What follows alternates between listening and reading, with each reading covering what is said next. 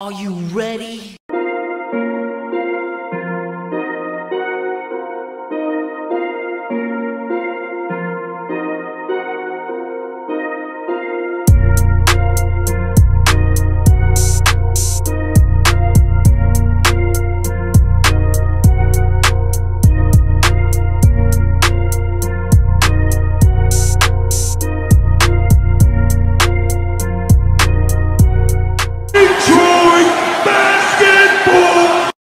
Hey peeps, what's going on? I'm not worried about that jabroni over there, so I'm not going to talk about it today. Maybe if it, I don't know. Anyway, today we're back talking about some Detroit Pistons and NBA in general. I'm doing my best to tie in the Pistons with it because LaMelo is a player that I think the Pistons should strongly go after in the draft if he is available. I know a lot of you guys feel the same way. It's really between him. A lot of you guys are starting to say Cole Anthony. I have to do some more digging on him. I know he had a pretty good season last year. I haven't really followed him too much this year. And then Killian Hayes are really the 3-point guards people are starting to talk about. Before we hop into that, tomorrow we have a very special Above the Rim. It's going to be something new and something different for us, and it's going to be fun. We are going through, you've seen it like on TNT, the NBA show over there, where they went through and did a fantasy draft, past, present, future player. Well, it's not going to be future because, you know, past or present players. And we are trying to assemble the best player for ourselves. And we're going to need you, the people, to say who has the better team and who would win. So be sure to come here tomorrow, 1 p.m. for that. But, you know, this virus thing has taken to something that we really don't know what to expect anymore. And that's private workouts for the draft. You know, and I didn't even think about this. And hopefully it doesn't get to that point because, you know, those players deserve to get those one-on-one workouts to help boost their draft value. And it's going to slap them in the face. And someone like LaMelo, who's not playing in college, is not really on a big stage, it hurts his draft value a little bit. I think that he's got the deck stacked against him the most. You know, LeVar, he's been quiet, but NBA franchises are probably going to wonder how long will he be quiet. It sucks because Lonzo's a solid player. He's having a great year. A lot of people are putting him in the most improved player category.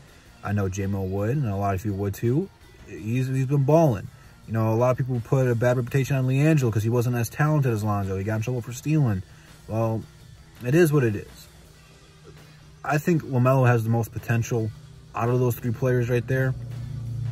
And he'd bring an element to the Pistons that we just haven't had. And that would be a young potential star. People will be talking about him. He's already a brand. People already know who he is. People are going to want to see him play in the NBA. He's already got connections like that. People are going to want to see him play. And it's just something here in Detroit we just haven't had. Probably since Isaiah Thomas. Maybe Grant Hill. I love Chauncey and I love Big Ben and I love Sheet and all those guys, but they're not superstars. They're great players. But, you know, no one outside of Detroit gives a care about those guys. You know, we hold those guys at a high standard because they won. And getting a player of LaMelo's caliber, it would draw people's interest from outside of Detroit. So as a business decision, it's going to work. So my whole point for this, because I just want a little rant right there, you know, it's not, I don't script this, I just shoot it off the head, is it works best for the Pistons. Because I know he's on the Pistons radar.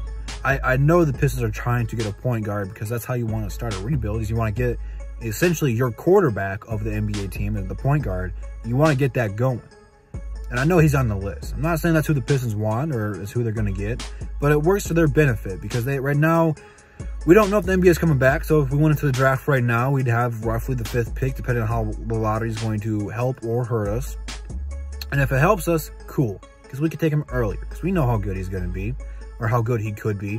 And if it doesn't, if he falls, because other teams didn't get to see what he could really do, that could help us too, because he could fall in the draft. So, I mean, we're in uncharted territories here, man, because we don't really know what to expect of the draft. You know, I don't think the NBA really has a game plan right now going forward. I don't know what to expect. I know a lot of you guys don't know what to expect. And, you know, if we're going to broaden this, I don't think it's just going to help or hurt LaMelo. It's going to hurt a lot more people because March Madness was a time people could shine and really make a name for himself and boost their value up. We're not getting that this year. And it's unfortunate, but, you know, you got to keep rolling with the times. But I guess leave it down in the comments. Do you guys think this is going to hurt, I guess, LaMelo or anyone else in the draft? Do you think it's going to hurt their value? Does it help anybody? Be a little bit optimistic. Let me know in the comments down below. And then let me know who you guys want the Pistons to draft.